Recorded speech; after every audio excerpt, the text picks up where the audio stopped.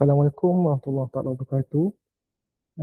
Tuan-puan yang ada di atas salian, kita akan mula dalam 1 minit lagi sesi konsultasi kita. Jadi diharap tuan-puan bersedia untuk sesi konsultasi akan bermula dalam 1 minit lagi. Terima kasih.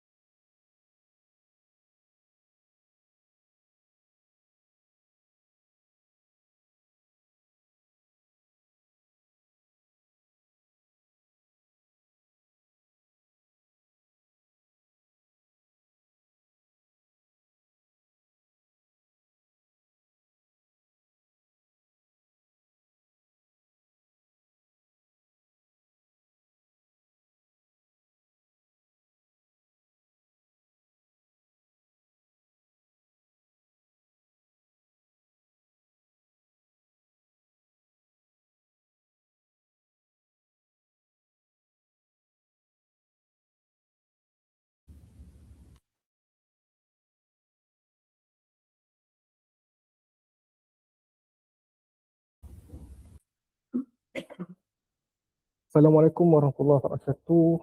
Selamat sejahtera, selamat pagi kepada semua. Saya hormati Ketua Pengarah Kanan, Ketua Pengarah Puan Faizah Muhammad Arif, Bahagian Standardisasi Jabatan Senat Malaysia, Puan Razia Muhammad Daud, selaku Ahli Jabatan Kuasa Teknikal TC19 Prosesi Sistem, Ahli-ahli Jabatan Kuasa Teknikal, pegawai kerajaan dan para pengacara sekalian. Terima kasih di atas kesudian untuk menyertai sesi konsultasi kebangsaan ISO Draft International Standard 2000 Food Safety Management System yang diadakan pada hari ini. Sebelum bermula, ada beberapa perkara yang ingin Sekretariat maklumkanlah. Yang pertama, kami akan mengemailkan dan kita akan attach juga link di YouTube. Ada 2 link. Link pertama iaitu pautan pertama adalah pautan draft International Standard, di mana draft tersebut akan pergi pada Google Drive dan tuan-puan boleh menyemak dokumen keseluruhan draft International Standard tersebut. Dan ianya hanyalah view only dan tidak boleh dimuat turun. Untuk maklumat, draft tersebut kita akan kekal sehingga 22 hari bulan. Selepas 22 hari bulan kita akan delete folder. So ada masa dalam 3 hari puan-puan boleh buat semakan, boleh review draft tersebut. Hasil pada review, kita juga ada bagi pautan kedua, link kedua. Link kedua adalah Google Form. Akhir sesi kita akan bagilah kedua-dua link tersebut. Google Form tersebut tuan-tuan boleh isi dan juga boleh hantar komen atau maklum balas jika ada. So ada 2 pautan. Pautan pertama Google Drive document disk dan yang kedua adalah Google Form. Kepada peserta yang ada buat pendaftaran awal, saya ada email pagi tadi tentang draft tersebut. So dekat email ada link Google Drive. Tuan-puan boleh buka that Google Drive, boleh tengoklah, boleh review that dokumen. Dokumen tersebut masih di peringkat disk, peringkat international. Jadi way forward untuk draft ini nanti kita akan, pihak TC bercadang akan adopt setelah ISO akan publish. So sekarang ni masih di peringkat disk lah that dokumen. So hari ni adalah platform terbaik untuk puan-puan dapat menyemak dokumen tersebut lah. Jadi agenda hari ini cukup ringkas. Selepas ini akan ada ucapan aluan daripada Ketua Penolong Pengarah Bahagian Standardisasi, daripada sektor Materials, Commodity and Sustainability, yang akan memberi kata aluan bagi sesi ini. Kemudian kita akan terus pergi kepada pembentangan untuk ISO DIS 2000. Apakah tindakan terkini, perubahan-perubahan terkini di peringkat antarabangsa. Dan kita dijangka habis pada jam 12.30 hari ini selewatnya. Dan untuk maklumat tuan-puan, kita tidak membuka ruang Q&A ini disebabkan tidak ada ruang Q&A pada hari ini secara dua hala, sebab dokumen tersebut masih di peringkat draft di international. Jadi kita akan ada satu sesi lain kepada publik untuk bagi maklum balas masa public comment nasional. Jadi tapi hari ini kita buka juga kepada tuan-puan untuk bagi maklumat secara atas talian lah dan Google Form tadi. So untuk sesi tanya soalan direct kepada speaker kita buka, memang bukan platform tersebut untuk hari ini, sebab draft tersebut adalah di peringkat bis baru di international. Tanpa saya membuang masa, saya menjemput Puan Faizah Muhammad Arif, Ketua Pengarah Bahagian Sterilisasi Jabatan Kesihatan Malaysia untuk menyampaikan ucapan aluan. Saya persilakan Puan. Ya, terima kasih Encik Amirul. Bismillahirrahmanirrahim. Assalamualaikum warahmatullahi wabarakatuh dan salam sejahtera, salam Malaysia Madani. Yang dihormati pegawai agensi-agensi kerajaan, para pemain industri, Bang Sijil ISO 22000, wakil badan-badan pensijilan, seterusnya para peserta dan hadirin yang dihormati sekalian. Alhamdulillah, bersyukur kita pada hari ini kerana dengan izin dan limpah kurnianya kita dapat bersama-sama berhimpun secara maya pada hari ini bagi menjayakan sesi konsultasi kebangsaan draft ISO DIS 22000 Food Safety Management System. Bagi pihak Jabatan Senat Malaysia JSM, saya ingin merakamkan setinggi-tinggi penghargaan dan ucapan terima kasih kepada semua pihak berkepentingan yang merangkumi agensi kerajaan, pihak industri, pemegang sijil ISO 22000 serta badan-badan pensijilan atas kesudian dan semua meluangkan masa untuk menyertai sesi konsultasi yang amat penting ini. Kehadiran dan komitmen anda semua walaupun secara maya pada hari ini membuktikan kesungguhan dalam memartabatkan agenda keselamatan makanan negara di peringkat global. Hadirin yang dihormati sekalian, seperti yang kita sedia maklum, dokumen standard antarabangsa ISO 22000 Food Safety Management System kini sedang melalui proses semakan dan ulasan draft di peringkat antarabangsa. Dan pada masa ini ia berada di fasa draft International Standard ataupun kita panggil DIS yang dijadualkan akan tamat pada 29 Julai 2026. Sehubungan dengan itu, JSM mengambil langkah proaktif menganjurkan sesi konsultasi pada hari ini bertujuan untuk membentangkan pindaan-pindaan terkini yang terkandung di dalam draft berkenaan.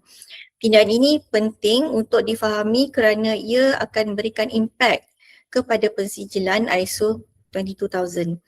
Di peringkat kebangsaan pula, draft ini akan disemak juga secara teliti oleh Jawatan Kuasa Teknikal di peringkat kebangsaan di bawah NSC 21. Jawatan kuasa ini dianggotai oleh kombinasi kepakaran yang menyeluruh iaitu daripada agensi kerajaan, akademik, pihak industri dan juga pengguna. Tanggungjawab jawatan kuasa ini adalah untuk menyelaras, menilai dan memberikan maklum balas serta komen rasmi yang mewakili suara dan kepentingan Malaysia di pentas antarabangsa. Hadirin yang dihormati sekalian, sesi hari ini adalah platform terbaik kepada tuan-tuan dan puan-puan untuk mendapatkan maklumat secara langsung tentang pindaan draft ISO tersebut. Input daripada tuan-tuan dan puan-puan selaku pihak berkepentingan amat bernilai bagi pihak Jawatan Kuasa Teknikal Kebangsaan menilai dan mempertimbangkan komen dan maklum balas yang diberikan oleh tuan-tuan dan puan-puan. Hasil daripada sesi konsultasi hari ini, saya mohon kerjasama dan jasa baik tuan-tuan dan puan-puan sekalian untuk mengemukakan komen serta maklum balas berkenaan draft ISO tersebut kepada pihak sekretariat melalui saluran yang telah dimaklumkan oleh saudara Amirul tadi. Dan sebelum mengakhiri ucapan, sekali lagi saya bagi pihak JSM ingin mengucapkan setinggi-tinggi terima kasih atas penyertaan aktif tuan-tuan dan puan-puan dalam sesi atas talian ini.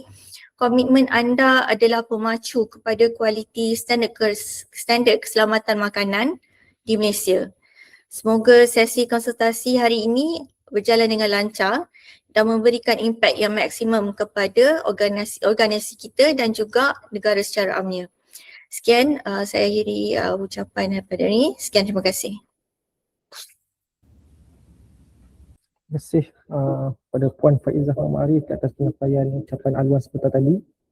Baik tuan-puan, kita beralih pada agenda utama pada hari ini untuk sesi pembentangan pindaan draft ISO DIS 22000 Jadi dengan segala hormatnya saya menjemput Puan Razia Muhammad Daud selaku mewakili Jabatan Kuasa Teknikal TC19 Food Safety System untuk menyampaikan pembentangan beliau. Jadi saya persilakan.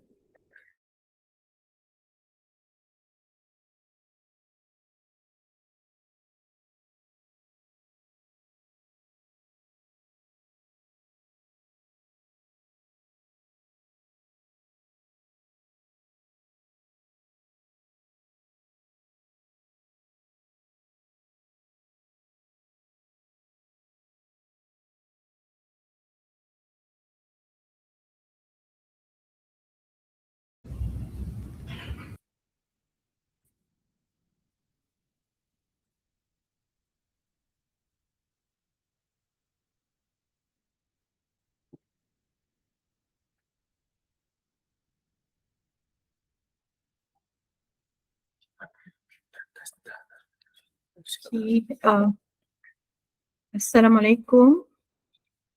Selamat pagi semua.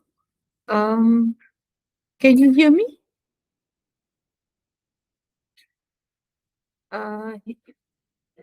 Yeah, okay. First of all, I'm Razia, Technical Committee member of TC19, the Food Safety Systems. Yeah? So I've been invited by Standards Malaysia to present the ISO Draft International Standard 22,000-2026.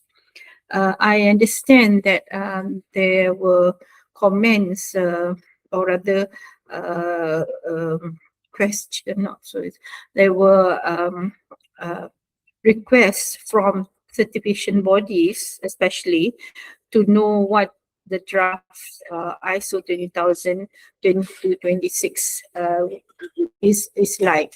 So the technical committee felt that I think it's a good idea for us to present the draft and to collect any comments from the audience lah, basically, yeah.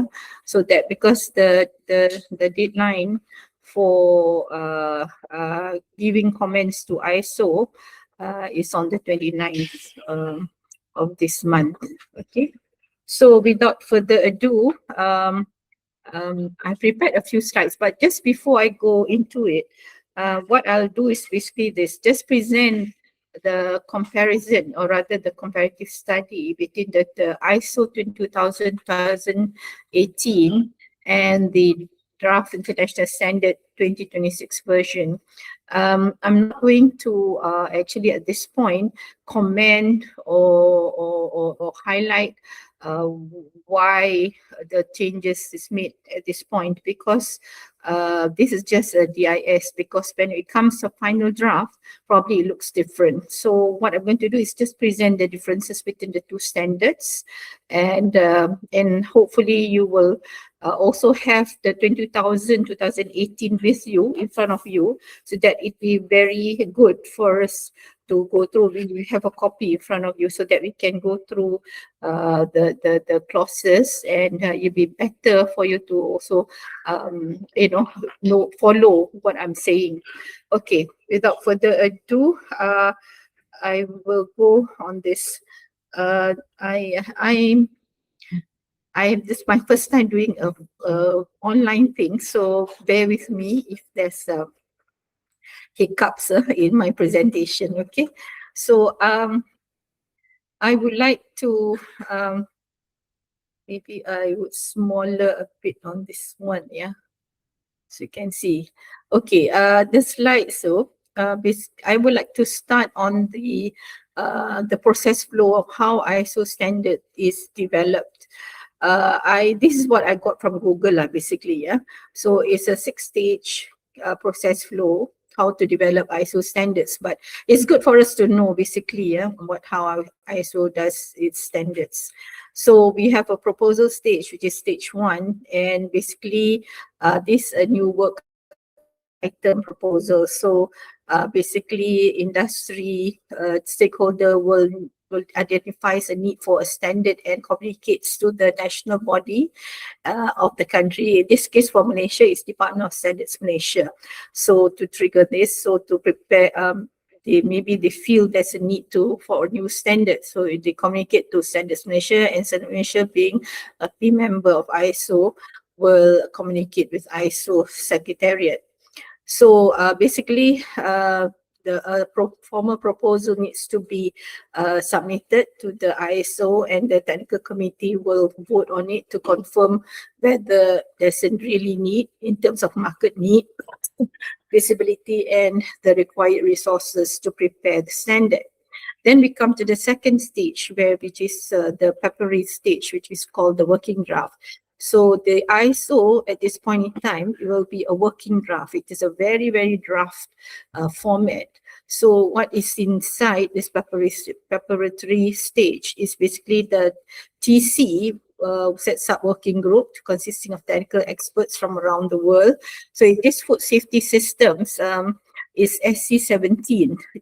This ISO standards 20,000 standard is prepared by the SC, which is a subcommittee 17, which ISO has under the TC 34 of ISO. And the action basically in this preparatory stage or working draft, there's experts that have been identified all around the world will draft this standard. So basically the experts is a small group, but it is a mixed bag from various countries basically. So the initial working draft is circulated, edited, refined within the group until they agree that it is enough for wider review. Then the next stage is the committee stage, which is actually sometimes it's done, sometimes it is not. That's why it's called optional. So in this stage, what happens is the working group passes the draft to the parent technical committee. For instance, like this SC 17 for this ISO standard, the DIS standard, as it will pass it to the technical committee 34, food and agriculture of ISO, which now includes a wider. So in terms of the because in simply put is that the SC the SC is under the technical committee. So the technical committee is 34 in this case. That's a parent technical committee. So in this technical committee, there will be a wider member representatives. So the action, the committee draft is circulated for national body review, and feedback and comments are collected and incorporated until consensus is reached. Okay, then we come to a next stage, which is the inquiry stage. Then this is the draft becomes the committee draft.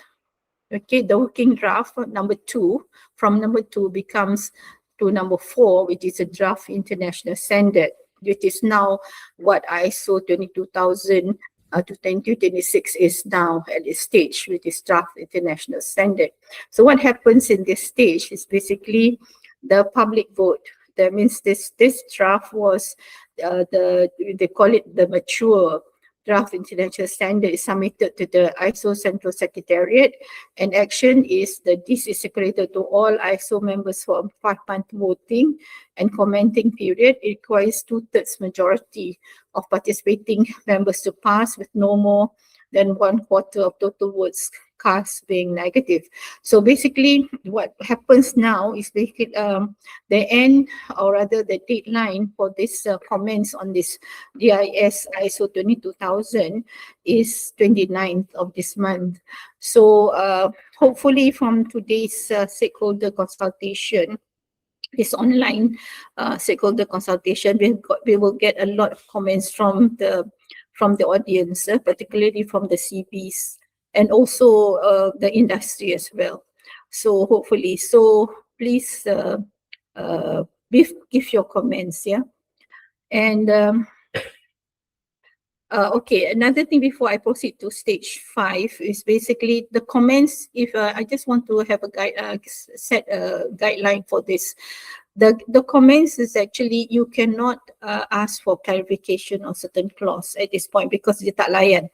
Sorry if I were to mix my this one presentation language. Basically, you cannot ask for clarification of certain clauses. What you can is that propose an alternative sentence or alternative statement, alternative clause with justification why. That's how it works. You cannot ask what does it mean? What does this clause mean? They will not entertain such comments. Okay, you must provide this an alternative statements clause and so on and so forth with justification. And then we have stage 5, which is after the DIS version, we come to the approval stage, which is the final draft international standard. We call it FDIS. At this point in time, when it comes the next stage after this DIS ISO 2022K, it becomes a FDID after the comments have been done. So this is called the final polish, whereby if technical changes are introduced during the inquiry stage, the final draft is prepared. Final draft international standard FDIS is prepared. Okay, so after the comments from the DIS stage has been collected, deliberated, reviewed, the DIS becomes an FDIS. Okay, so no technical changes after the DIS is entertained. The only changes that they entertain at this FDIS stage is basically editorial. Okay. Action, it is circulated to all ISO members, and Standards Malaysia is an ISO member. For final 2 month, yes or no vote, no major technical changes are permitted, only editorial at this point. So it is purely to confirm final acceptance. When you have come to the stage of FDIS, which is more or less 98% final. Okay. And last come the publication stage. So what happens at this stage is basically the release of the final standard, which is as ISO standard. So the action is the new standard is published and made available for organization worldwide to implement, train, and eventually seek certification for. So those are the 6 stages of ISO standards, how they are developed by ISO. Okay, so let's begin with this one. ISO DIS 2000-2026. So we are at stage 4, public vote, and the voting period started 6 May to now 29 July 2026. Okay, so I'm going to okay, wait.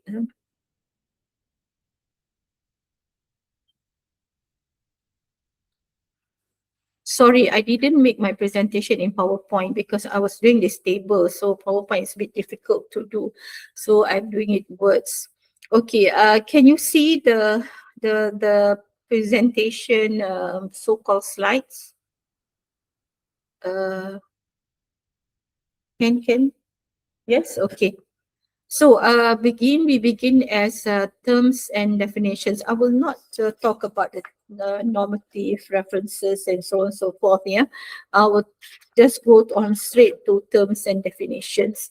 So what I've done in this table is basically on the left hand side is the ISO DIS 2000-2026. And on the right hand side is the 2018 version, and the last further right is the type of change which I classified in terms of rephrasing, no changes, new, okay, and even deleted. So in terms of terms and definitions, acceptable level. So basically, in terms acceptable level is I'm looking at 2018, yeah. They says that level of food safety hazard not to be exceeded in the end product provided by the organization. In the 2026 version, it has been rephrased a bit. It says that level of hazard in a food at or below which the food is considered to be safe according to its intended use. So that's a bit of rephrasing in the term of acceptable level. Okay. Now, the next one is action criterion. So this one, no change, basically. So same as the 2018 version, the same definition is used in the 2026. Okay. So mana yang ada no changes tu, I will not go whatever lah, because basically there's no change. Okay, audit basically 3.3, the definition itself has no changes. It's still the same as 2018. But look, in the 2018 version, we have an extra note 4, and this has been deleted in the 2026 version. Note 4 says relevant disciplines are, for example, food safety management, quality management, or environmental management. So that has been deleted in the 2026 version. And then 3.4 competence, no change. And then 3.5 conformity, no change. 3.6 contamination, no change. Continual improvement, no change. 3.8 control measure. The definition is still no change in terms of definition, but we have an additional sentence in the 2026 version in note 2. Note 2 says in the 2018 says control measures is in brackets are identified by hazard analysis, but the 2026 version says it has an additional sentence saying note 2 control measures is in brackets are identified by hazard analysis and categorized as CCPs or PRPs. So there's an additional sentence there at note 2. Okay, correction is still the same. There's no change as in 2018. Okay, 310, in terms of definition, corrective action, there's no change. There is a additional in terms of note 2, whereas in the 2018 says corrective action in note 2, corrective action includes cause analysis, whereas in the 2026 version says note 2 says corrective action includes root cause analysis. The word root is there, has been included. Okay. Then we have 311 CCP. The definition has been rephrased. So last time we have this step. It is defined as step in the process at which control measures is in brackets are applied to prevent or reduce a significant food safety hazard to an acceptable level and define critical limits and measurement able to enable the application of corrections. Whereas in the 2026 version, we have control measures that is or are applied with defined critical limits and monitoring to enable timely application of correction. So there's even a note 1 included. It says C Annex B for selection and categorization of control measures. So in this draft international standard, there's an Annex B in terms of control measures. We'll go into that later. Okay, so this definition of CCP has been rephrased in the 2026 version. Okay, critical limits. In terms of definition, is still the same, no change. But in terms of the note 1, I'll just read in the second line of the note 1. It says that in the 2018 version, it says that if a critical limit is exceeded or not met, the products affected are to be handled as potentially unsafe products. Whereas in the 2026 version, it says that if a critical limit is exceeded or not met, the products affected are to be handled as unsafe products. So that's the change. The word potential unsafe or critical limit has been changed to unsafe products. Okay, in terms of 313, there's no change in terms of documented information.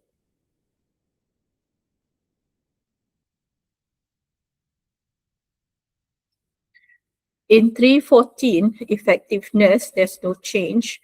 In terms of 315, end product, also no change. The same definition is used. And in 2018, we have a definition for feed, and this has been deleted inside the 2026 version. Okay, the definition for feed.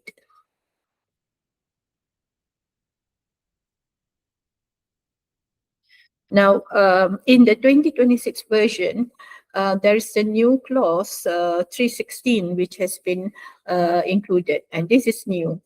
Says that externally developed element is defined as aspect, component, or part of a food safety management system provided by an external party. Note 1 says any element of a FSMS can be sourced externally, for example, training, withdrawal or recall, traceability system, hazard analysis, PRP, hazard control plan, etc. Then we have a note 2 says sources for externally developed elements can include industry associations, in universities, governments, and other relevant sources of knowledge. So this is new in terms of definition for externally developed element. Then we come to definition of flow diagram. No change in this one. Same thing as 318 in food. There's also no change in terms of definition.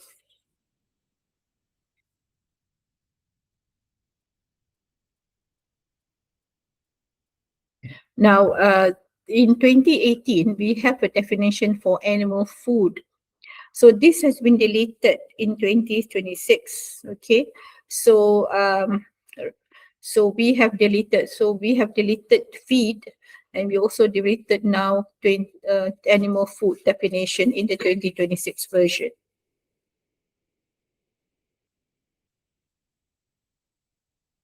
Then the definition of food chain, this is there has no changes. It's still the same as before. Then we have a new definition as food defense. This is new. In 2026, they have included a term which is food defense, which is process of protecting food and other materials in the food chain from intentional harm resulting in potentially unsafe products. So this is new. The next new one is about food fraud. It's defined as intentional misrepresentation or adulteration of food and other materials in the food chain for economic gain, and at times may result in potentially unsafe products. Note 1 says examples of food fraud include substitution, concealment, mislabeling, grey market production, diversion, unapproved enhancements or additives, counterfeiting, dilution, etc. Okay, so this is new term included in the 2026 version. Then the next term defines 322 food safety, no change. Okay. Then we have a new term that's included inside the 2026 version, which is food safety culture. This is defined as shared values, beliefs, and social norms that affect mindset and behavior towards food safety in, across, and throughout an organization. So this is a new term used inside 2026, introduced in the 2026 version. The next one is a term 3, food safety hazard. No change as 2018. 2026 is the same, has the same definition as 2018. The next one is interested party, the preferred term. So this one has been rephrased in terms of the definition. The 2018 says stakeholder. An interested party is defined as stakeholder, in brackets admitted term, person or organization that can affect or be affected by or perceive itself to be affected by a decision or activity. In the 2026 version, the word stakeholder has been defined as, has been deleted basically. So it's just person or organization that can affect, be affected by, or perceive itself to be affected by a decision or activity. The word stakeholder has been deleted. So Suchi rephrased. Okay, in lot definition, this remains the same. There's no changes. Management system also no change. It's basically the same. We have 326 measurement. This has in the 2018 is 326. In the 2026 is 3.28 measurement. In terms of definition, no change. Monitoring, then the next definition is on monitoring. This one no change as before. Non-conformity in the 2018 is 328, in the 2026 version is 330. Non-conformity still the same, no change. And we have objective for term 329 in 2018 and 331 in 2026. This definition also have no change. It's not changed. Then we have 332. 332. So this term has been rephrased. So we have the 2018 version says that control measure or combination of control measures applied to prevent or reduce a significant food safety hazard to an acceptable level, and where action criterion and measurement or observation enable effective control of the process and or product. In the 2026 version, is defined as OPRP has been defined as control measures, or rather rephrase here, control measures that is or are applied with defined action criterion and monitoring that enables effective control of the process and or the product. Then there's an introduction of two notes there in the new version, in the 2026 version. Note 1 says, OPRPs are control measures which after selection and categorization are not determined to be CCPs. Then there's note 2, C Annex B for selection and categorization of control measures. So we have an Annex B which we'll see later. In the definition for organization, 331 in the 2018 and 333 in 2026, there's been no changes in this definition. Oh, sorry, there is a, sorry, there's a note 2 included inside this organization. Note 2, there's additional note 2 in 2026. It says that if the organization is part of a larger entity, the term organization refers only to the part of the larger entity that is within the scope of the management systems. So there's an inclusion of a new note there. And there is a term called outsource. Yeah? Verb make an arrangement. The term it was actually an arrangement of where an external organization performs part of the organization's function or process. So there's a note there as well. So the whole thing has been deleted in 2026. In the definition of performance, this has no, there's no change in this one. Policy, no change. Prerequisite programs, no change, except there is a rephrase basically in terms of the 2018 set examples of equivalent terms are good agriculture practice and so on and so forth. Whereas in the 2026, it's just a minor rephrasing. It says they include good agriculture practice, good veterinary practices, GVP, and so on and so forth. So basically all the others the same. It's just that the word they include. Okay, in process 336, in terms of the definition, there's no change, but 2026 have an additional note. Note 1, it says whether the result of a process is called an output, a product, or a service depends on the context of the reference. So there's an additional note 1 under process definition. Then we have a product definition, so there's no change in that. Requirement, also no change in the definition. Risks, also no change, still the same. But there is an update basically. In the 2018 version, there is a guide 73/2009. Now this guide has been actually published as an ISO standard. Like now it becomes ISO 31073. So when there's a mention of guide 73, is now mentioned as ISO 31073. Okay, so that's basically that. And further down under note 5, there is a, in blue, says that food safety risk is a function of the probability of an adverse health effect and the severity of that effect consequential to hazards in food as specified in the Codex Procedure Manual. This one has been deleted, yeah? The reference of Codex. And the term significant food safety hazards, this has been rephrased. So in the 2018 version, it's defined as food safety hazard identified through the hazard assessment, which needs to be controlled by control measures. This one has been rephrased in 2026.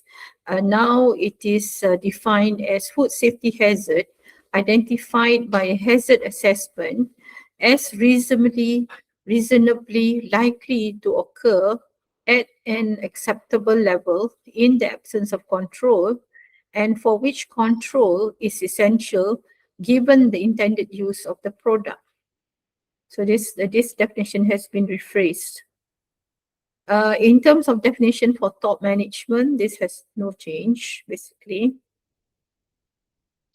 Traceability still remains the same in terms of definition. Update definition is still the same. Validation, basically there's no changes in validation.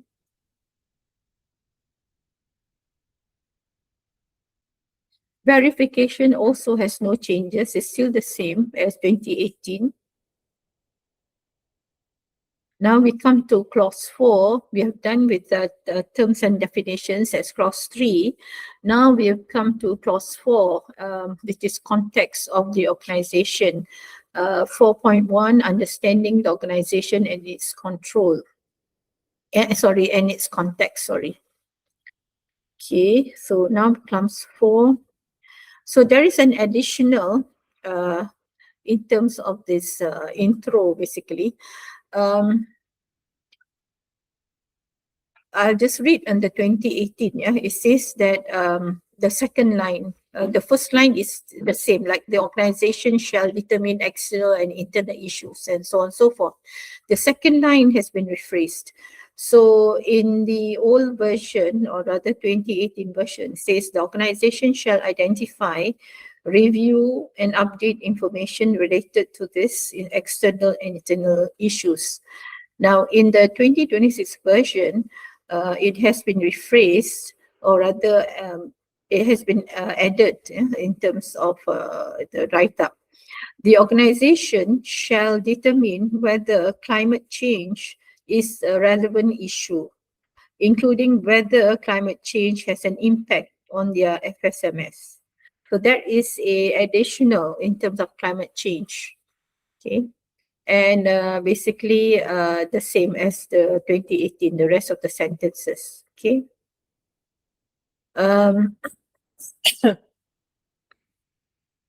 Now in under note 2, there's a slight amendment or rather deletion, because in the 2018 note 2 says that Understanding the context can be facilitated by considering external and internal issues, including but not limited to legal, technological competitiveness, competitive, market, cultural, social, and economic environments, cyber security and food fraud, defense and intentional contamination, knowledge and performance of the organization, whether international, national, regional, or local. So the word intentional contamination has been deleted in the new version, yeah, under note 2. Okay, under 4.2, understanding the needs and expectations of interested parties, in the sorry, the definitions remains the same basically, but there is a in terms of how it is presented, because the 2018 version puts in A, B, but here they put in the bullet form. So there is a new bullet, or rather, I don't know what you call it, new bullet, the third bullet under 2026. It says that which of these requirements will be addressed through the FSMS, and there is a new note in 2026 version says that relevant interested parties can have requirements related to climate change. So that this is an additional to this.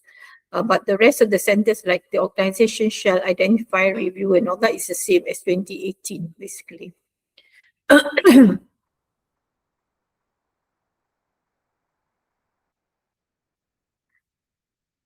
Okay, 4.3, this rephrase basically. What's happening is just a rephrasing of the sentences. So I read the scope from beginning from the scope. The 2018 says the scope shall specify the products and services, processes and production sites that are included, and so on and so forth. Whereas the 2026 says the scope shall specify the production site, processes, products, and services. What's different is basically the order of the sentences. In the 2018 we put products and services, whereas in the 2026 version we put production site first. Whether it has significance, I do not know, but the order of it has been changed. Okay. In 4.4, food safety management system, no change basically in terms of the requirements. And then we come to clause 5. So we are finished with clause 4. Now we come to clause 5, which is on leadership.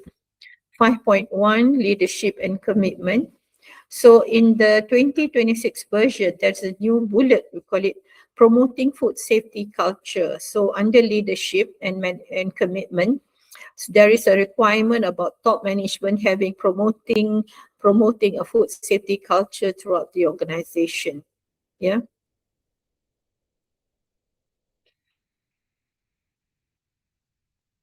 The rest basically the same. Policy 5.2, 5.1, establishing the food safety policy. So in 5.1, basically in 2026, we have deleted that 5.1. So, but the contents basically the same. Yeah, no change in terms of this food safety policy. 5.2.2, which is present in the 2018 version, now 2026 has deleted that. In terms of communicating the food safety policy, I think this has been included in somewhere inside the clauses, yeah, in terms of communication. Then the 5.3, organizational roles, responsibilities, and authorities, no change. No change in the clause, the clause requirements. The food safety team leader shall be responsible, still no change. It's been the same, still the same. And 5.3 about all persons In the 2018, we says that all persons, the word used is all persons, shall have responsibility to report problems with regard to the FSMS to identified persons. But in the 2026 is basically say all personnel, but the rest is the same. So the word all persons now become, persons have become personnel. Okay. But I put it as no changes, basically, not significant enough. So there is a requirement of food safety culture. This is new. So 5.4, food safety culture. Top management shall ensure the food safety culture of the organization is assessed and commit to improving it. The results shall be available as documented information. There's a note there. It says that elements of food safety culture can include, for example, communication. So there's a clause that's going to be a future 7 point something. Organizational roles, responsibilities and authorities, competence and training, awareness, employee feedback, and performance measurement 9 point something, which will be determined later, the numbering of defined activities. Then there is a further statement says, further guidance for food safety culture can be found on the ISO TC 34 SE 17 website. Okay, so food safety culture is a new requirement in the new 2026. Okay, so we have done clause 5, and we are now going to clause 6. Do we need to take a break for 5 minutes? Okay, we break for 5 minutes. The time is 11. So maybe about 5 minutes past, 5:11:05, we'll start again. Okay, to get a breather for everybody. Thank you.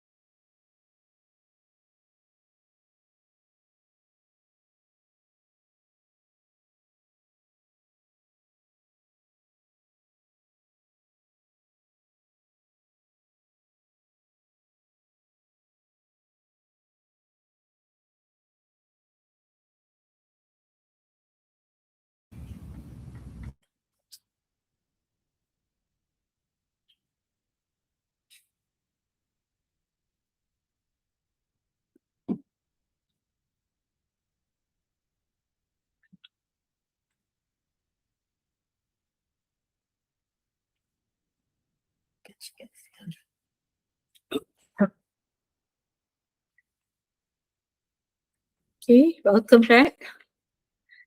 We now start with clause 6, planning. So planning,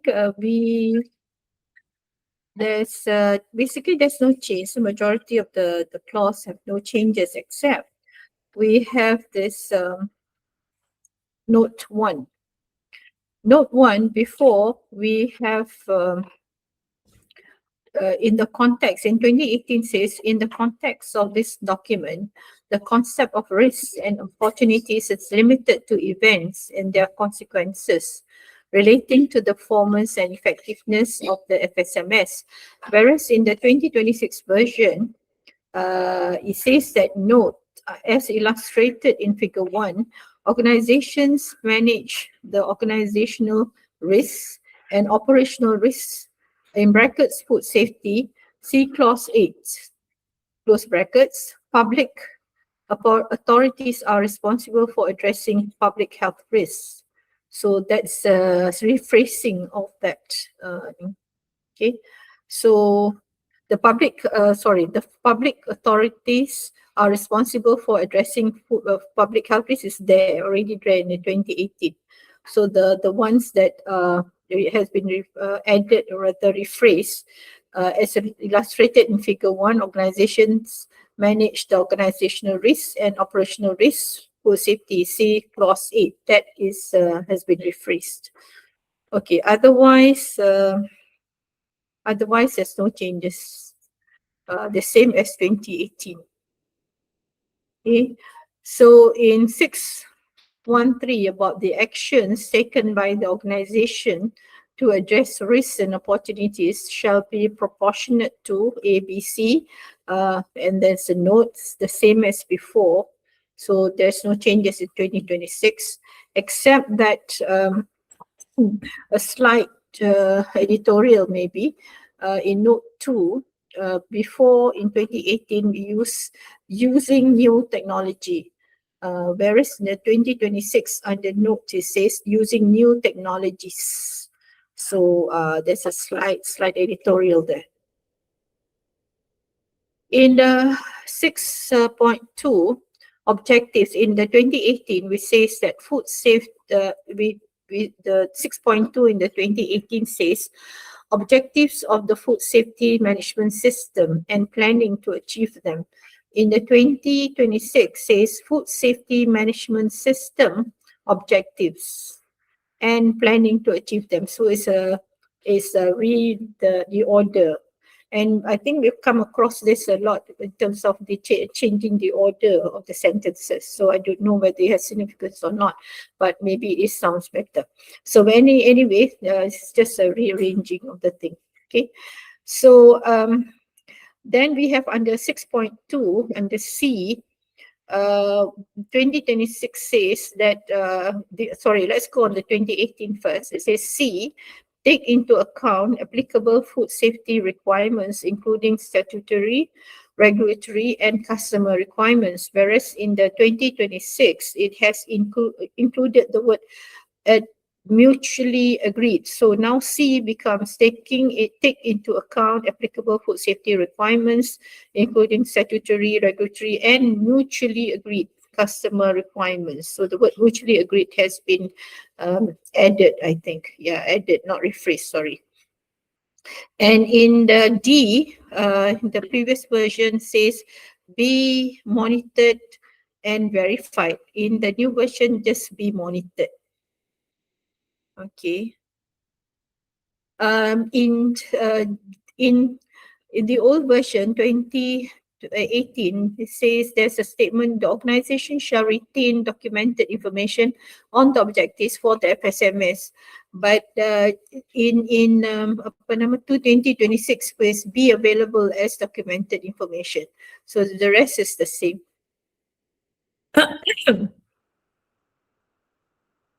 Okay, in 6.3, planning of changes, the same, no change in terms of the requirements. So we have done clause 6. Now we go to clause 7, support. Support 7.1 resources, 7.1 general, so no change in that. So everything is the same as before. And 712 people. This also has no change since the 2018 compared to the 2018 also. There's no change. Then we have 7.713 in terms of infrastructure. This also has no change. And 714 work environment. It also has no change in that. Then we have externally developed elements of the food safety management system. So this one, there's a slight change, which is a statement, which is in the 2018 version, says that including PRPs, the hazard analysis and the hazard control plan. So that sentence has been deleted, okay, in the 2026 version. Now, in the 716, in terms of externally developed, externally provided processes, products, and services, the word is we used last time in 2018 was control of. Now, in the new version, we say management of. Okay, and then there is a sentence in the 2026 version says that externally provided materials, products, processes, and services which impact food safety shall be controlled to ensure that the external providers use have the capability to meet the specified requirements. So this is an additional statement there. Okay, and in the 2026 version, there is also an additional to subclause A. In the 2018 says A says establish and apply criteria for the evaluation, selection, monitoring of performance, and re-evaluation of external providers of processes, products, and or services. Now, in the A in 2026 has been slightly additional sentences added. A now reads establish and apply criteria for the evaluation, selection, approval, monitoring, and re-evaluation of external providers' ability to meet food safety requirements for incoming materials, products, processes, and services. Okay.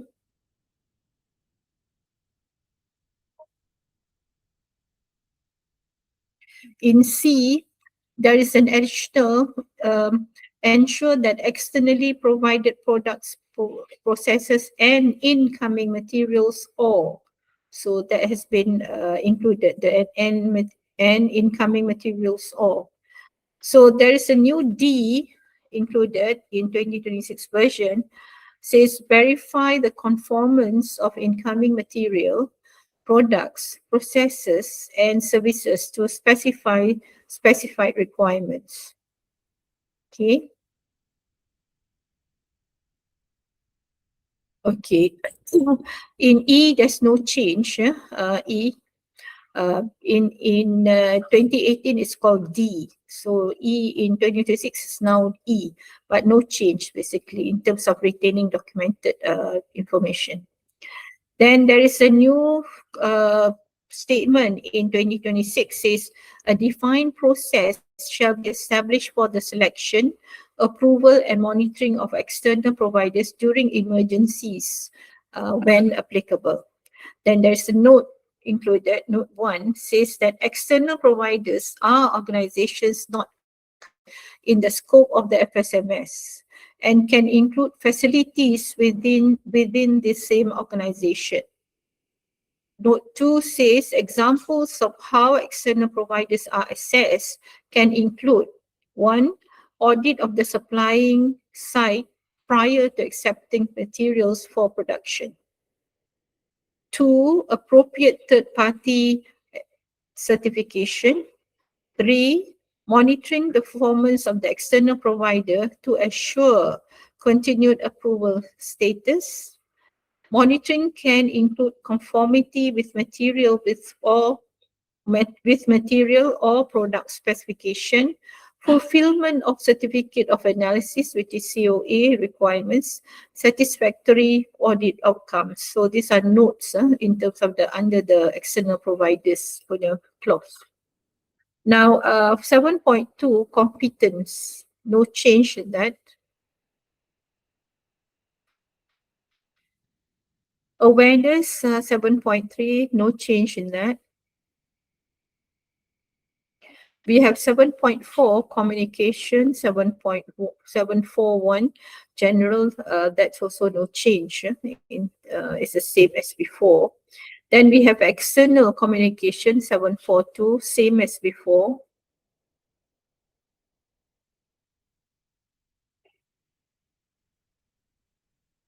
Then we have 743, internal communication. So basically the same, it's about 8% same, except that there's a slight rephrase there in 743B. We use the word raw materials, ingredients, and services, whereas in the 2026 version, it just say incoming materials and services. Okay. The rest are the same. Yeah. Documented information, 7.5, 751 general, no change. 752, there's an additional, before the title was creating and updating. So in the new version, it's creating and updating documented information. It's been added. 753, control of documented information, no change. 7532, for the control of documented information, no change. So that's clause 7. Now we go to clause 8. Clause 8, this is on operation.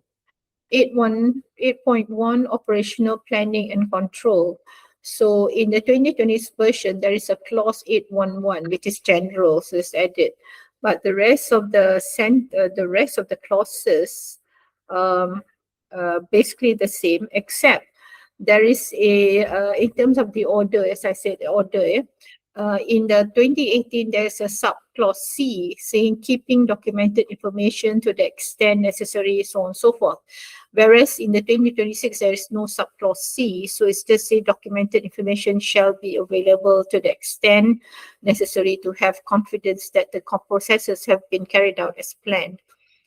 Then there is a change here also, rephrasing in fact. In the 2018 version, the one in blue, the organization shall ensure that outsourced processes are controlled. In the 2026 version, it's rephrased as the organization shall ensure that externally provided processes, products, or services that are relevant to the FSMS are controlled. Okay. Now we come to the new clause, which is a 8.1.2 food defense. This is new. In the 2026 version, we have the organization shall A, determine or select the methodology to evaluate the significance of the threats.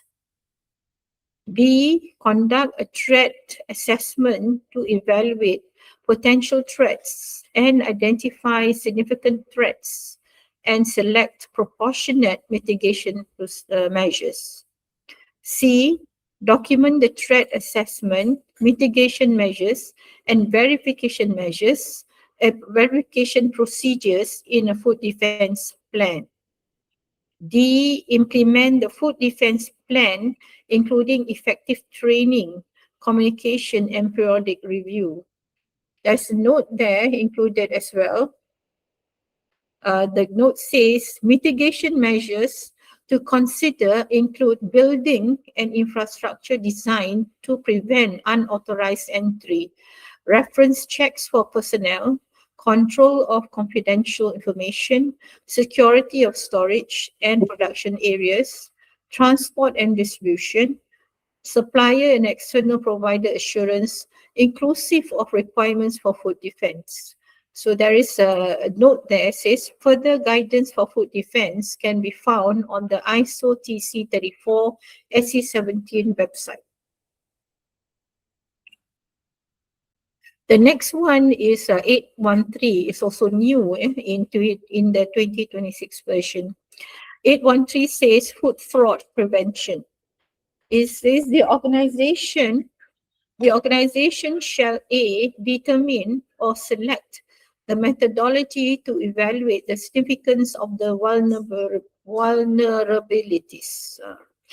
B, conduct a food fraud vulnerability assessment to evaluate and identify significant vulnerabilities and select proportionate mitigation measures. C, document the vulnerability assessment, mitigation measures and verification procedures in a food fraud prevention plan. D, implement the food fraud prevention plan, including effective training, communication, and periodic review.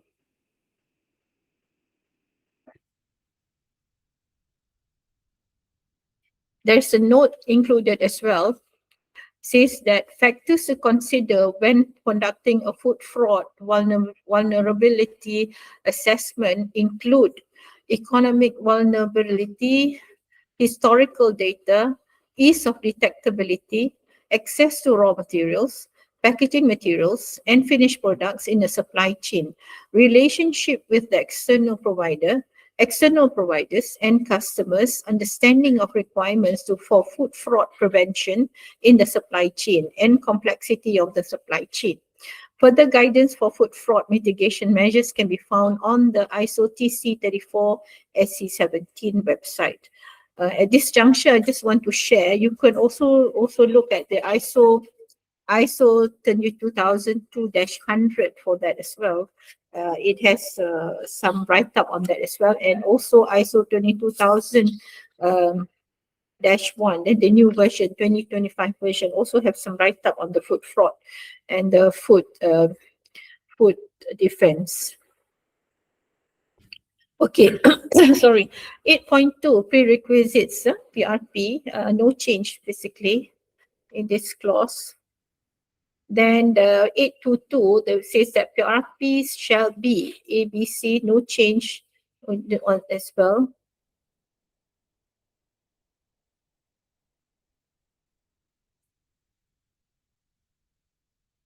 Now 823, when selecting or establishing PRPs, the organization shall ensure that applicable statutory, regulatory, and mutually agreed customer requirements are identified. Then there is a there. The organization should consider, before in 2018 says, the applicable part of the ISO TS 20002 series.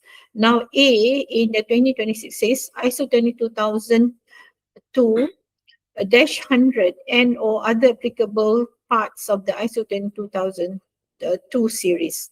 So now, since the ISO 22002 series have been revised, now we have a -100, 1, 2, 3, and so on and so forth, 2025 version. So that will be will be applicable in the 2026 version of this TIS ISO standard.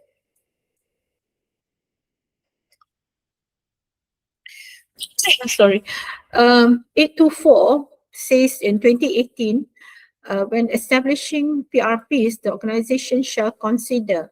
So A, in 2026, we says that construction and layout of the buildings. So in brackets, they say including location, boundaries, etc.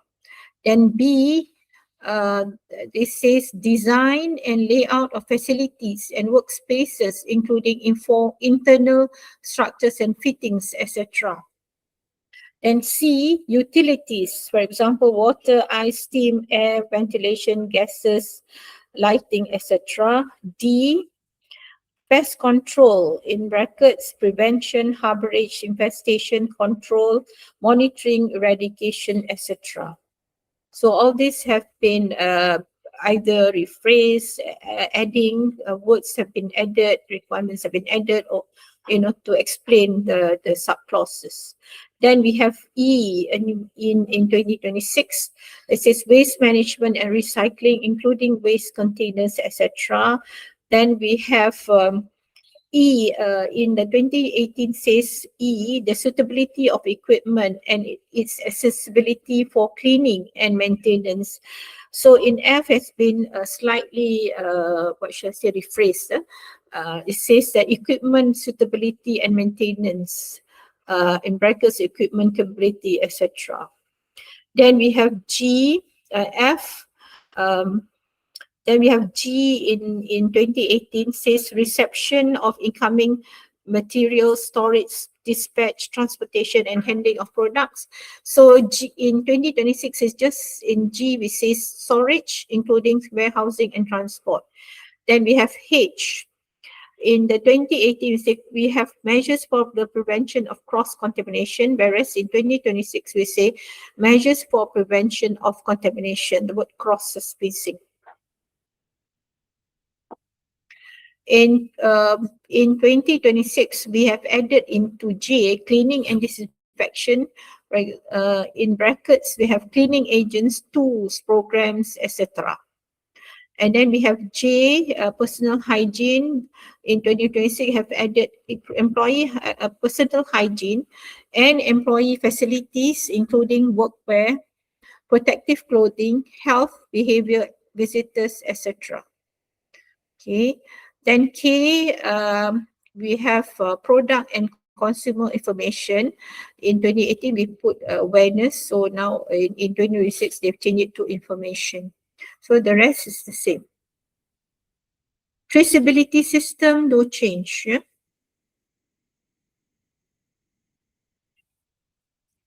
8.4 emergency preparedness and response. 841 general, no change in the requirements of emergency preparedness and response. Then we have 842 handling of emergencies and incidents. So that's no change. Except that there is a note there. There's a slight change. I do not know whether there's a significant or not. But if you look at the notes, the word bioterrorism in 2018 now has become terrorism in 2026. So I do not know whether there's a difference in terms of meaning, whether it's the same or a different meaning. Has in 8.5 hazard control, 8.851 preliminary steps to enable hazard analysis, 8511 general, no change in that one. 8512 characteristics of raw materials, ingredients, and product contact materials, that one no change. 8513 characteristics of end products, no change. 8514 intended use, also no change.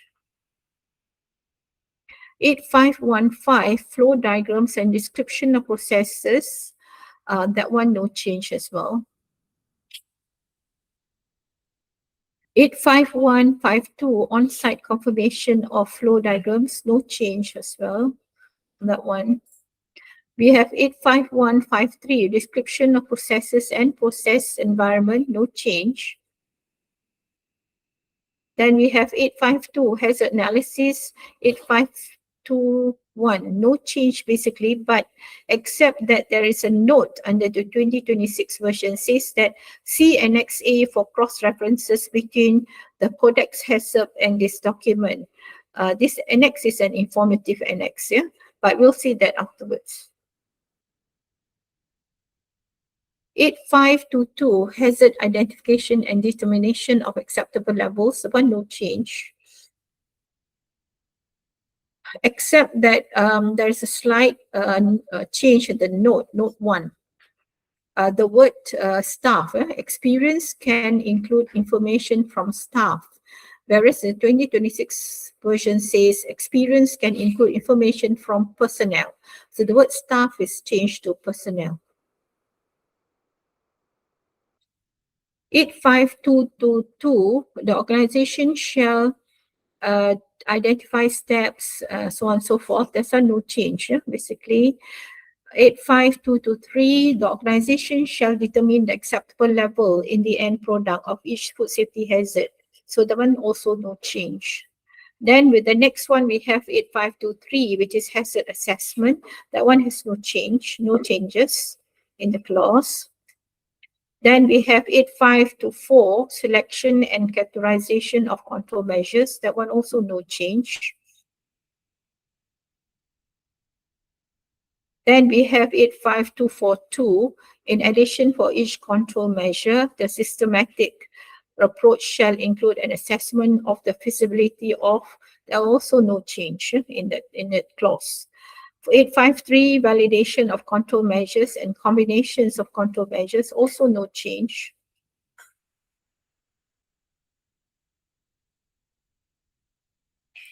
(854) hazard control plan, in brackets hazard slash OPRP plan. So we have 8541 general. So basically no change, except we have a D there in subclause D. In the 2018 version, we have D, corrections to be made if critical limits or action criteria are not met. Whereas in the 2026 versions, just say actions to be made if critical limits or action criteria are not met. Then in F, in the 2018 says records of monitoring, whereas the 2026 version say evidence of monitoring.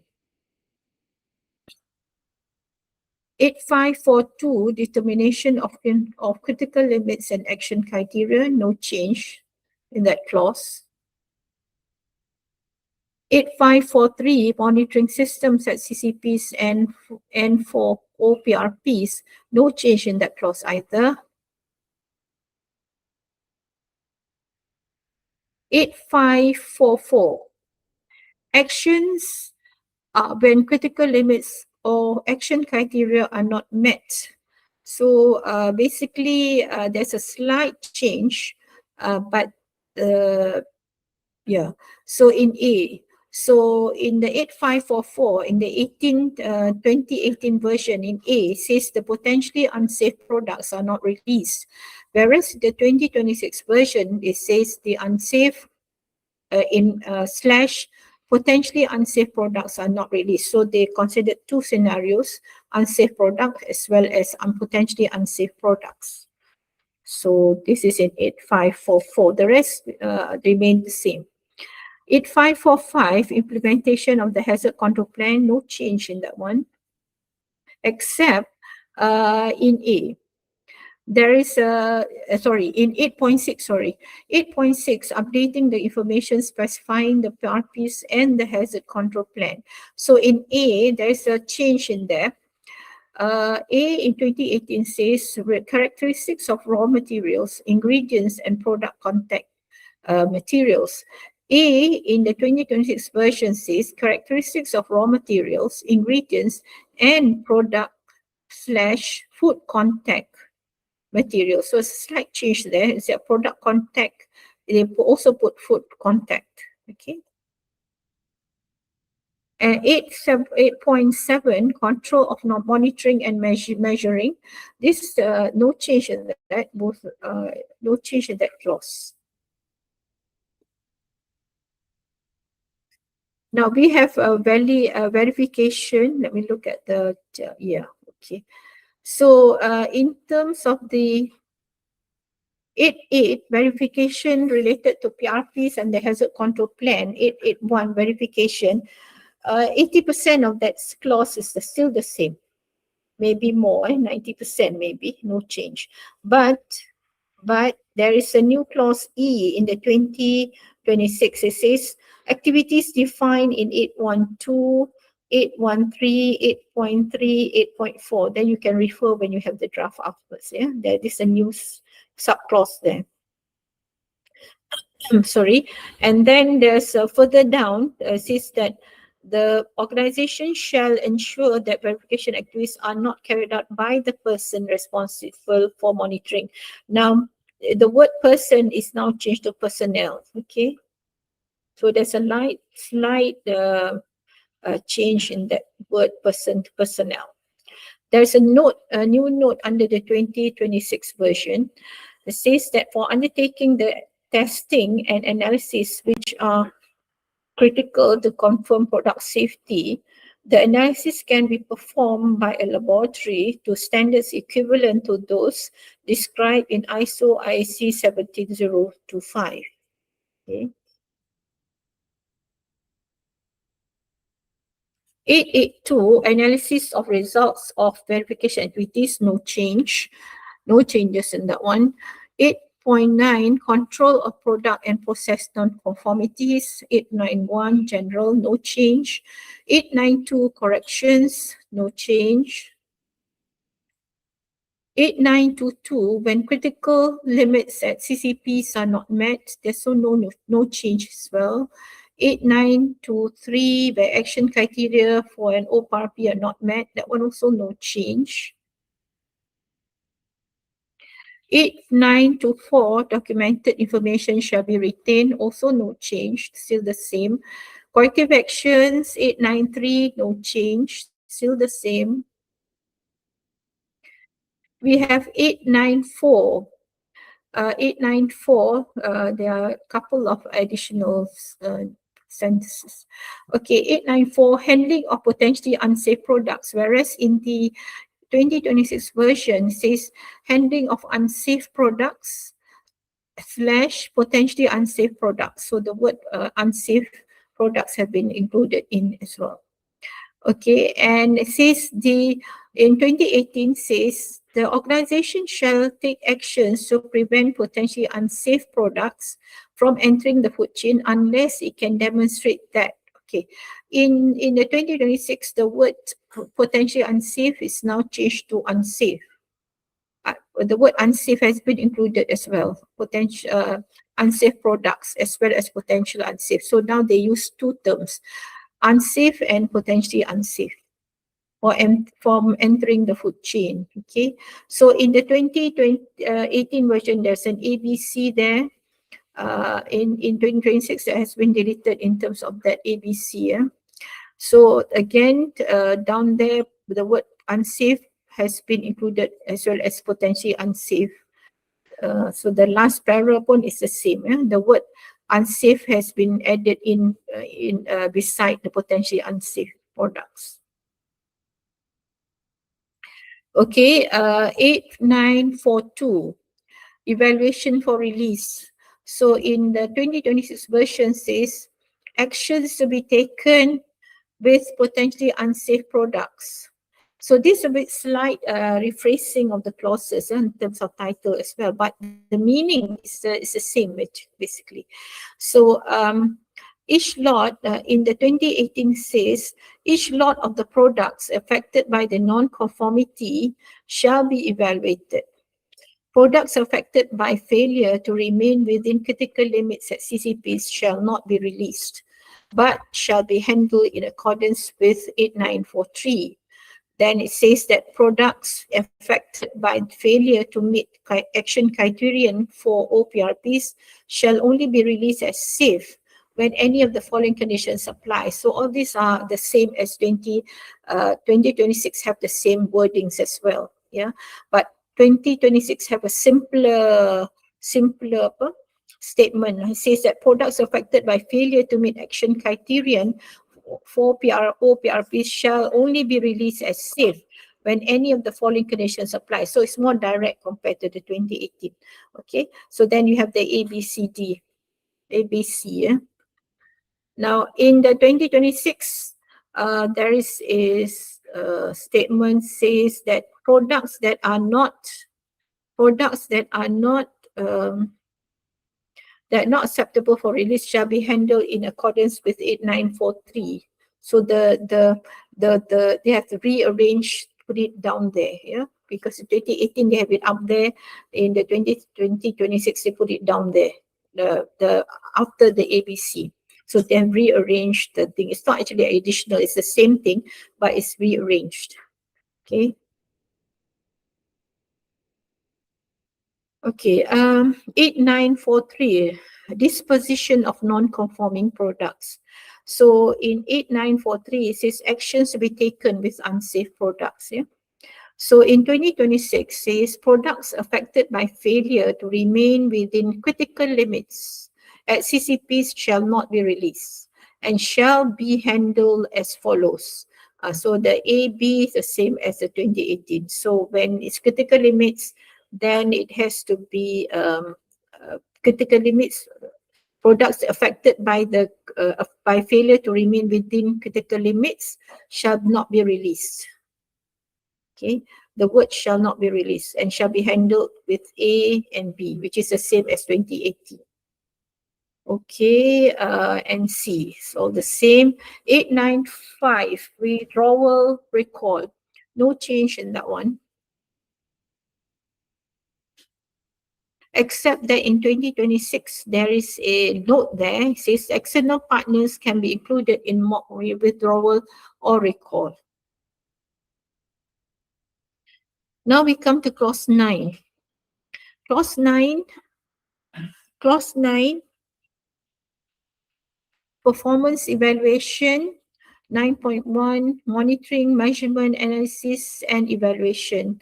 911, general, no change basically in the text of that clause, except that there's a slight rephrasing in the 2018 says the organization shall retain appropriate documents, whereas in the 2026 is just reworded in sense that documented information shall be available as evidence. So it's just a rephrasing of the sentence basically. Then we have 912, analysis and evaluation, no change in that one. Except that again, the word unsafe products has been included and along with potentially unsafe products in C. Okay. In 9.2, internal audit, no change. Then we have in 2026, there's a heading under 922, it says internal audit program. Okay. So, but the rest, the rest of the text is the same. Yeah, only that in the 2018 has the ABC, all that, but the 2026 I put it in words. Yeah. Then it says the organization shall, if you go down, the organization shall define the audit objectives, criteria and scope for each audit. Okay. That's in A in 2026, B in the 2018. Then the next one is C. C in 2026. In 2018 is called management. Ensure the results of the audits are reported to the food safety team and relevant management. In the 2026, the word management is changed to managers. Then we have E. In the 2018, it says retain documented information as evidence of implementation, so on and so forth. But in the 2026, it says documented information shall be available as evidence of the implementation of the audit program and results. The rest is the same. Then 9.3, we have management review. 9.1, there's no change in that one. Okay, except in 932, management review inputs. In the 2018, the word consider, the management review shall consider, whereas in the 2026 says shall include. Okay, then in the 2026 version, there is a new C there. New C says changes in needs and expectations of interested parties that are relevant to the FSMS. So that's subclause C. And D, in the 2020 version, information on the FSMS performance, whereas in the 2018 it's just information on the performance, so and effectiveness of the FSMS. So they have rearranged the FSMS to be in front. Okay. And then we have it two, monitoring and measurement results in 2018, whereas in 2026 there's a bullet there, monitoring and measurement results, including analysis and evaluation. Okay. Then the rest the same. Okay. Now in the 2026 version, there are H, a subclause H, it says food safety culture. Okay, and then we have I, subclause I says food defense, and then we have J, food fraud prevention. So that's new. The elements management review. Okay, the rest is basically the same. Now 933 management review in output. The 2018 used the word outputs of management review, whereas the 2026 uses the results of the management review. Okay, and then we, the 2018 says the organization shall retain documented information, whereas in the 2026 says documented information shall be available. Okay, it's just rephrasing a bit. So now we have done with 10, now we're doing, we've done with 9, now we're going to 10. 10 is on improvement, 10.2 continual improvement, 10.1, yeah. So basically the thing is the same, except there is slight changes in terms of a bit of the addition of, and its food safety culture. So in the 2026 version, says top management shall ensure that the organization continually improves the effectiveness of the FSMS and its food safety culture through the use of communication, management review, so on and so forth. Yeah. So the word food safety culture is included. And in 2026, there's a further a statement there, further guidance for continual improvement can be found on the ISO TC 34 SE website. Okay, 10.1, the non-conformity and corrective action. 10.11, when a non-conformity occurs, the organization shares, so on and so forth. This one no change basically, except that we have a B, you can see B there, subclause B. In the 2018, there's a B2, subclause 2, yeah? Determining the causes of the non-conformity, whereas in the 2026 version, there is no numbering. So B, second bullet, determining the root causes of the non-conformity. So the word root has been added inside that subclause. Okay. Now, corrective actions shall be appropriate to the effects of the non-conformities accounted. So again, the same thing is said here. In 2018, we have the organization shall retain documented information, whereas the 2026 says documented information shall be available. Okay. Then there is a new clause, 10.3 under 2026. It says complaints management. A process for the management of food safety complaints and complaint data shall be established, implemented, and maintained to ensure that food safety complaints are addressed. Corrections, when relevant, and corrective actions shall be implemented in case of valid complaints in accordance with 10.1 and 10.2. So this requirement is new inside the 2026 version. Then 10.3 in 2018, update of food safety management system. In 2026, 10.4. There's a slide one, says that in 2018 says to achieve this, the food safety team shall evaluate the FSMS at planned intervals. In the 2026 version says to achieve this, the food safety team leader shall ensure that the FSMS is evaluated at planned planned intervals. So there's a slight rephrasing in there. The next one is about updating activities. No change that one. Okay, we've come to the end of the draft international standard. Okay, now we'll go into the Annex A. Okay, sorry, I drink kejap.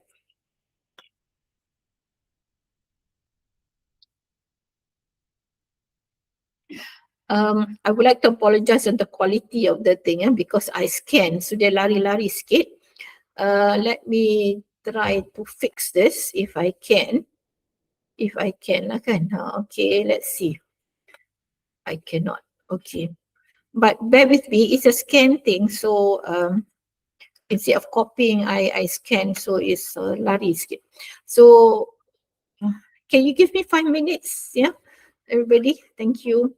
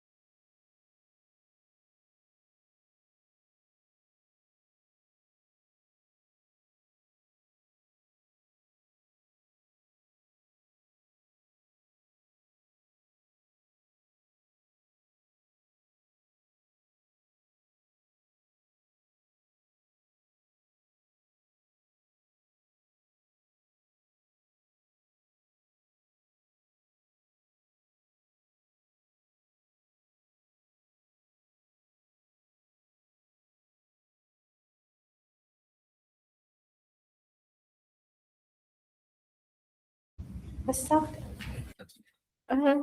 Full screen. Okay, we are back. Sorry, yeah. Okay.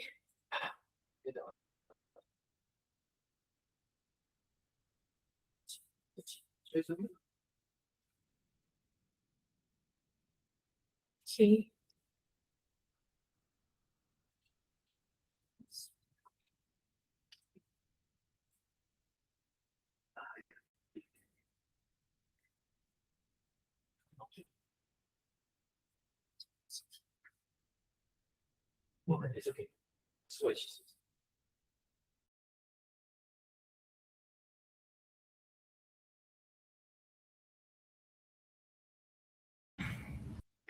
Okay, we are back. Now with the Annex A, this is the actual draft standard. Yeah.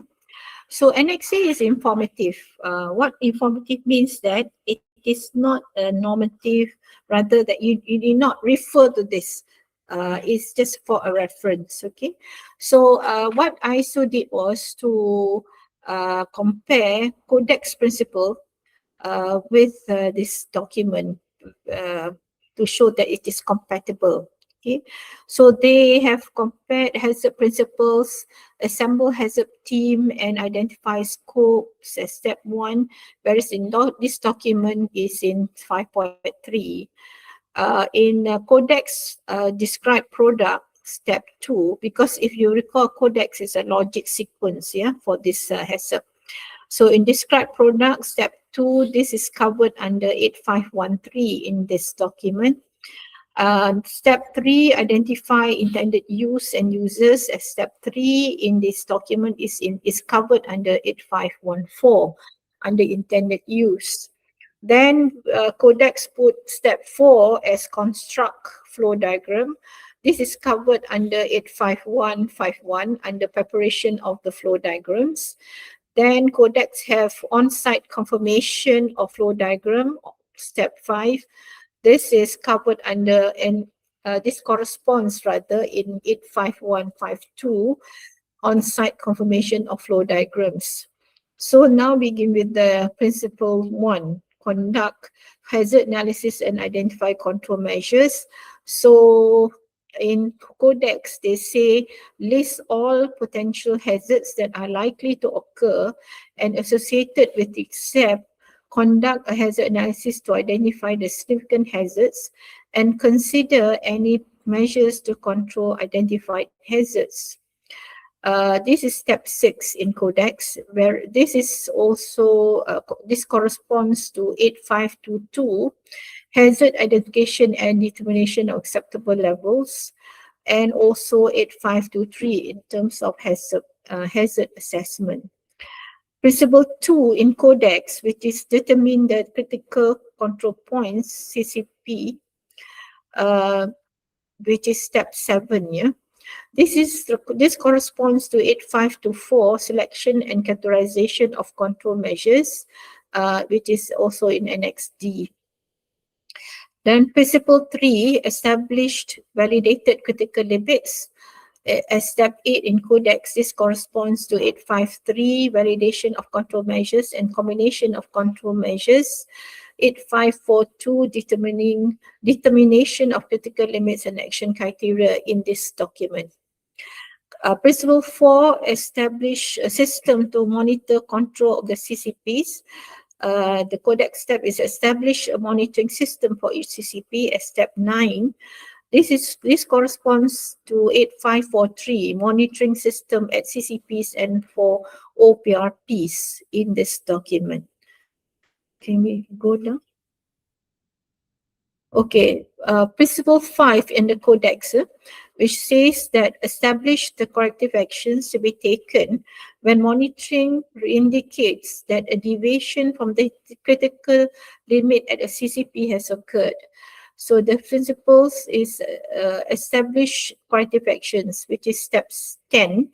This corresponds to 8544, actions when critical limits or action criteria are not met, 892 corrections, 893 corrective actions, 894 handling of potentially unsafe products in this document. In principle 6 of Codex is validate the hazard plan and then establish procedures for verification to confirm that the hazard system is working as intended. This is under the principle of validation of hazard plan and verification procedures as step 11. This corresponds to 8.7. There is a note there in italics under this document says validation part is not addressed. The rest of the validation is 8.7, control of monitoring and measuring, 881 verification, 882 analysis of results of verification activities, 912 analysis and evaluation, 9.2 internal audit, and 9.3 management review of this document. Now we go to principle 7. Principle 7. Principle 7, which is establish documentation concerning all procedures and records appropriate to these principles and the application. So in Codex, in terms of principle, establish documentation and record keeping. This is at steps 12, and this is covered under 7.5 documented information. So that is basically Annex A. Okay, and it's an informative, just saying the cross references from Codex document to this document. Okay, we go to Annex B. So Annex B is also an informative annex, yeah, it's not normative. So this is about selection of categorization of control measures for significant food safety hazards. Just now, in the text, we have referred to this Annex B, yeah, if you recall. So this is how it looks like, but this again is informative. It's not a mandatory or compulsory thing. It's not normative. Can we go atas? Okay. We start with general. The annex is to help organization understand the categorization of control measures for significant food safety hazards. This is about control measures when there's a significant food safety hazard is to how to categorize the control measures. So the document categorizes control measures or as OPRPs or CCPs, which alone or in combination are expected to be implemented to control a significant food safety hazard. It is reminded that PRPs subclause 821 are basic conditions and activities that facilitate the prevention and or reduction of contaminants.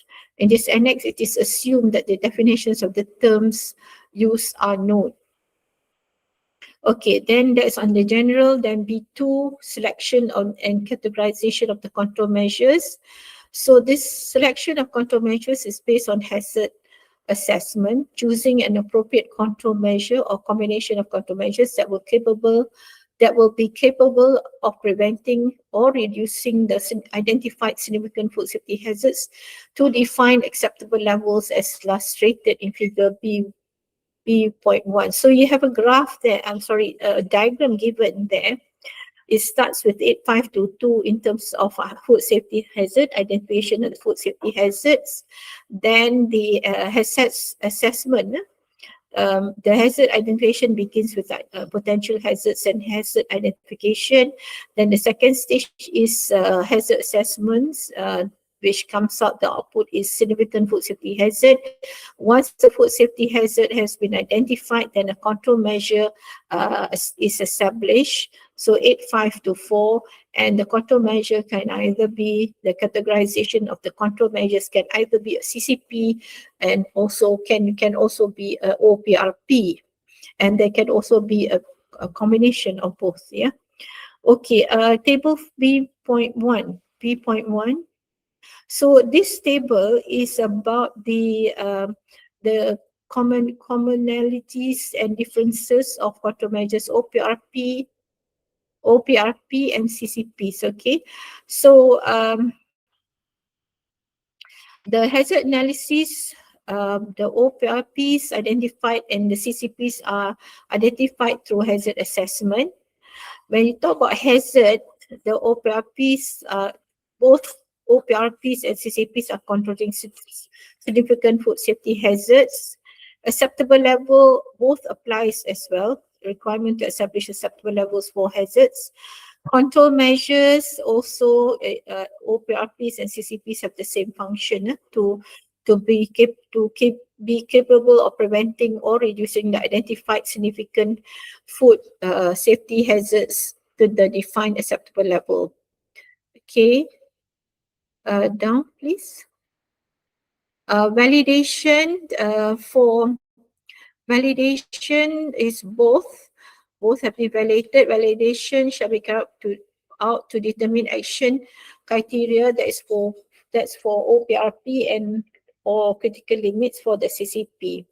Now, for monitoring for OPRP, the monitoring method and frequency shall be proportionate to the likelihood of deviation and severity of consequences. Whereas in CCP, the monitoring method and frequency shall be capable of timely detecting any failure to remain within critical limits. So there's a difference in that function between OPRP and CCP.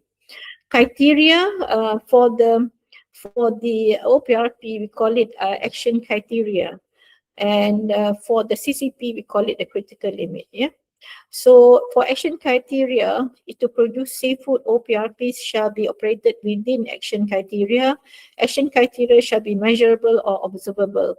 Now, for the critical limits, to produce safe food, CCPs shall be operated within critical limits, and critical limits shall be measurable only. Now, deviation in OPRP, we have deviation may have a major impact on food safety. May have, yeah. But in the CCP, deviation means that it has a major impact. It means it is a certainty that deviation has a major impact on food safety. Correction, for OPRP, evaluate the product considering the costs and consequences of the deviation. For the CCP is timely, the correction is about timely isolation of the product. Bawah sikit please, sikit. Okay. Then we have handling. Handling of products affected by deviation. For OPRP, it means that products shall be handled as potentially unsafe. The products can be released as safe if justified by evidence according to 8942. Whereas in the CCP, handling of products affected by deviation means that products shall be handled as unsafe. The product shall not be released and be handled according to 8943. Then we have corrective action. Corrective action is the same for both, yeah, for OPRP and CCP. Means that corrective action means evaluation of the root cause and identification of corrective action. Bawah sikit. And verification is also the same for both. Verification means that for OPRP and CCP means schedule, verification and implementation and monitoring of control measures. So,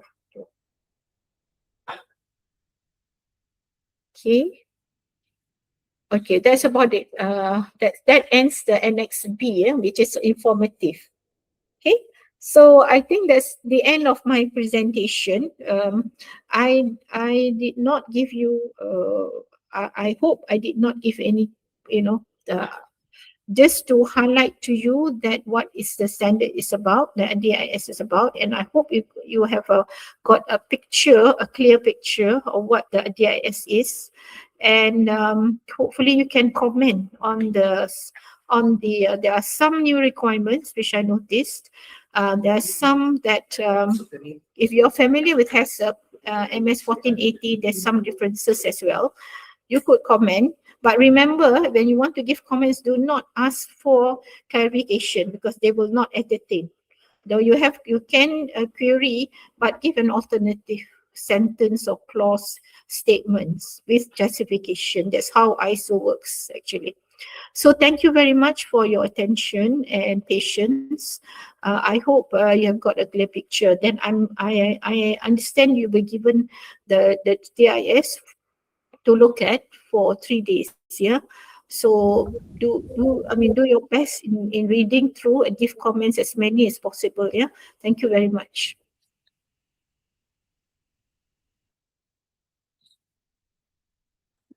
Terima kasih.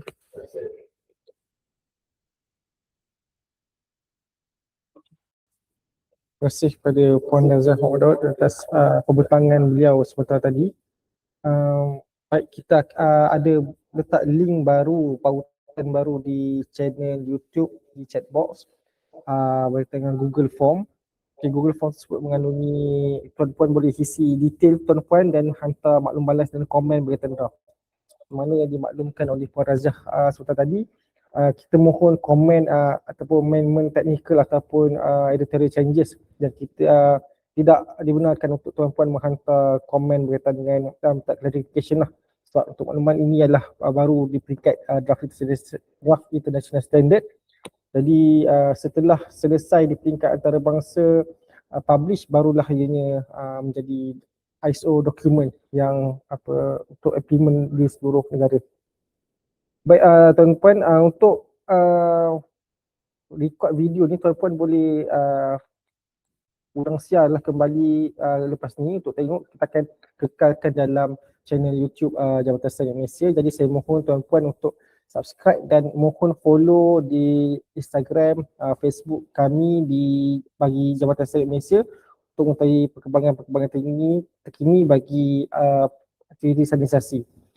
Jadi di peringkat saya dan juga sekretariat, saya mohon maaf jika ada kekurangan di peringkat kami di atas penganjuran ini. Jadi kita akan maklumkan dalam masa terdekat lah ataupun bila-bila masa jika draft ini akan masuk ke peringkat public comment peringkat kebangsaan. Jadi kita akan war-warkan di social media kami.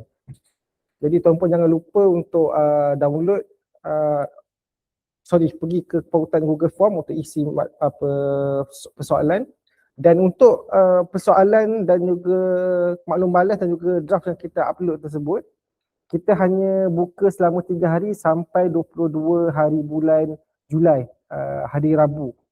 Selepas 6 petang kita akan close link Google Form tersebut, dan Google Drive tersebut juga tidak boleh diakses untuk dokumen. Jadi sekian saja daripada saya. Jadi saya mohon undur diri. Terima kasih kepada semua yang menyertai syaratan sekalian. Assalamualaikum warahmatullahi wabarakatuh.